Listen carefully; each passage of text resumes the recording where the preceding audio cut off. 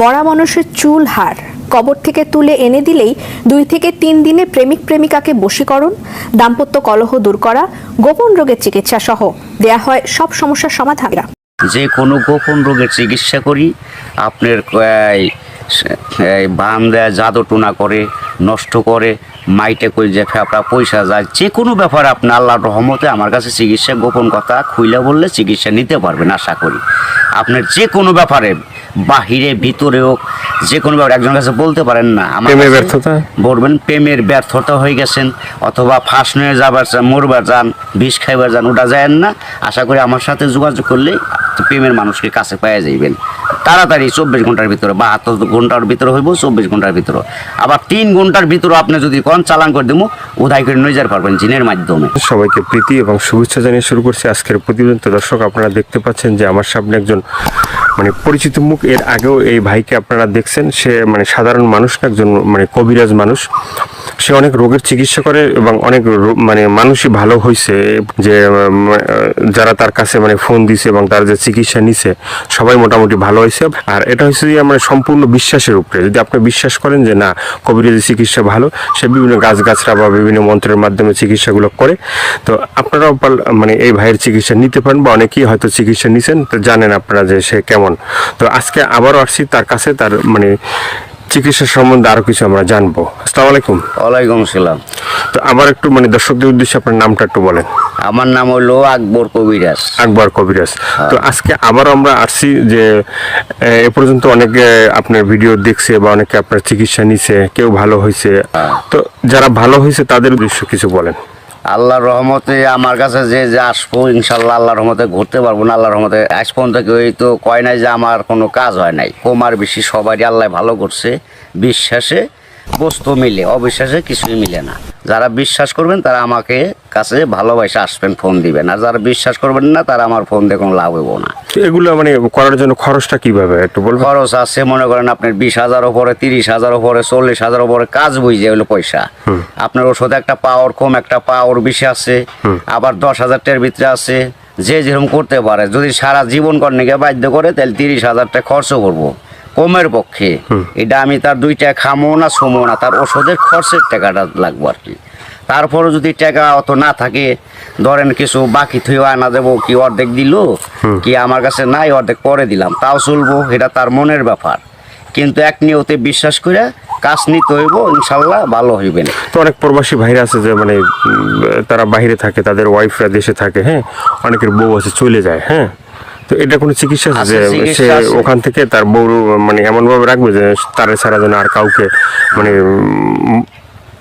বুঝতে চায় না, তাকে যেন সবসময় বুঝে।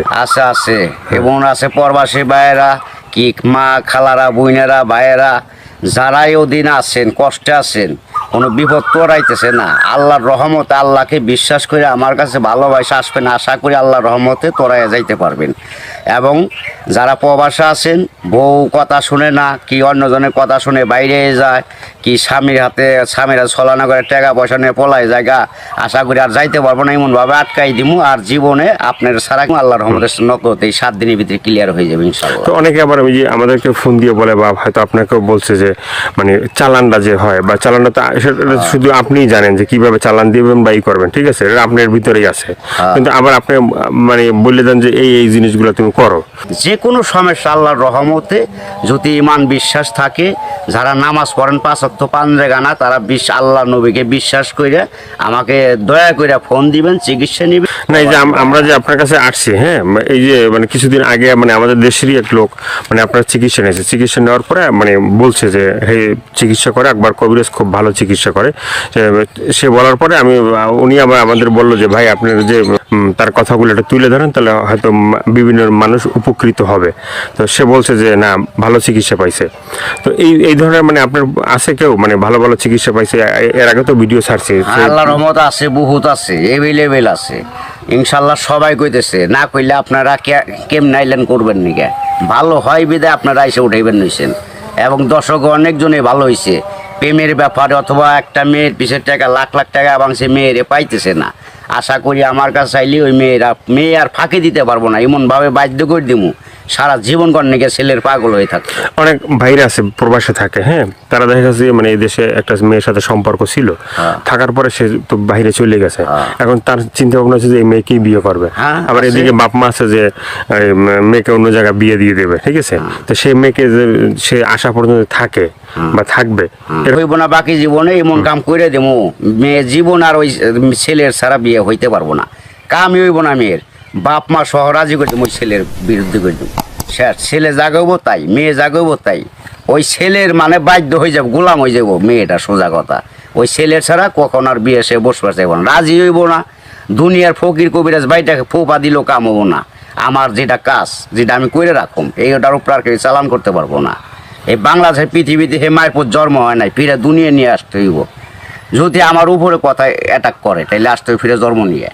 তো অনেক আছে যে বাধ্য মানে অবাধ্যকে বাধ্য করা, হ্যাঁ, হ্যাঁ। অনেক আছে যে মনে করেন যে কেউ মানে স্ত্রী আছে সে মানে স্বামীর কথা শোনে না, আবার কেউ সন্তান আছে সে মা বাবার কথা শোনে না, এভাবে মানে অবাধ্য যারা, ঠিক আছে, তাদেরকে বাধ্য করা, এভাবে মানে কি আল্লাহর কি রহমত আছে? আছে, ছেলের সন্তান কথা শুনে না অথবা পড়ালেখা করতে চায় না, মা বাপরে মানে না, ওই মা বাবার বাধ্য করে দেওয়া যাবো। সে ওষুধ আছে, চালানের টাকা দিলে আমি ওষুধ কেনার টাকা দিব, আমি নাম দিব, চালান করে দিব, আল্লাহর রহমতে ভালো হয়ে যাবো। মা বাপ যা বলবো ছেলে তাই শুনবো। তো এই যে চিকিৎসাগুলো শুধুমাত্র এই ভিডিওর ভিতরে আপনার ফোন নাম্বার থাকবে, সেই নাম্বারে তো দর্শক যোগাযোগ করবে, কিন্তু শুধুমাত্র যোগাযোগ করলেই কি হবে যে মানে না আপনার কাছে আইসে তারপরে মানে ওষুধগুলো নিতে হবে? আমার কাছে আসতে হবে না, ওষুধ নিতে হবে না। আমি ওষুধ আমার কাছে নিউন লাগে না, আসল লাগে না।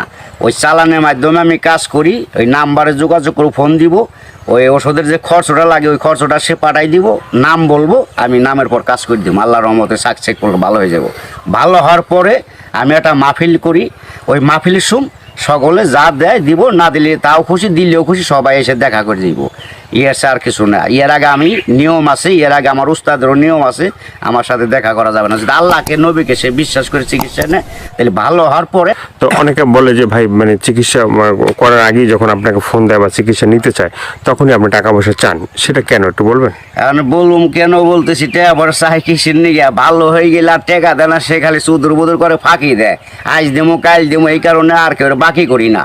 ওখান টাকা আগে দিব, কাজ পরে নিব, ওষুধ কিনুম, নাম দিব, নামের পর চালান দিতাম, কাজ হয়ে যাবে। আগে অনেক চিকিৎসা করছি, বাকি করছি, আবার কত গরিব মানুষের এমনিও চিকিৎসা করছি বিনি পয়সায়, তাও মানুষের মন পাওয়া যায় না, মানুষ হলো হারামি জাত। তো আপনার কাছে কেউ যদি চিকিৎসা নিতে চায় ওই যে ফোনের মাধ্যমে বা যে কোনো মানে বা সরাসরি, ঠিক আছে, তো চিকিৎসাটা মানে অ্যাকশন কিভাবে মানে? অ্যাকশন আপনার ধীরে ধীরে অ্যাকশন নেব, 7 দিনের ম্যাচ, 7 দিনের মধ্যে কাজ হয়ে যাবো গা, সারা জীবন করার জন্য। একদিন করেন না, 1 সপ্তাহ না 2 সপ্তাহ, সারা জীবন গ্যারান্টি একবার। 24 ঘন্টা কোনো অ্যাকশন আছে? 24 ঘন্টাও আছে, 72 আপনার 3 ঘন্টাও আছে ম্যাচ। টাকা যেমন গুড়, মিষ্টি হেমন গুড়, টাকা বেশি গুড় বেশি, টাকা কম গুড় কম, যেমন মিষ্টি তেমন টাকা, যে যেরকম পারে আর কি। ভাইয়ের অনেক কথাগুলো শুনলেন, শোনার পরে যদি আপনাদের ভালো লাগে, ভালো লাগলে অবশ্যই তার যে ফোন নাম্বার থাকবে সেই নাম্বারে তার সাথে যোগাযোগ করবেন। যোগাযোগ করার পরে তার সাথে কথা বলবেন, তা আপনার রোগ সম্বন্ধে বলবেন, তারপরে সে আপনার মানে যে রোগ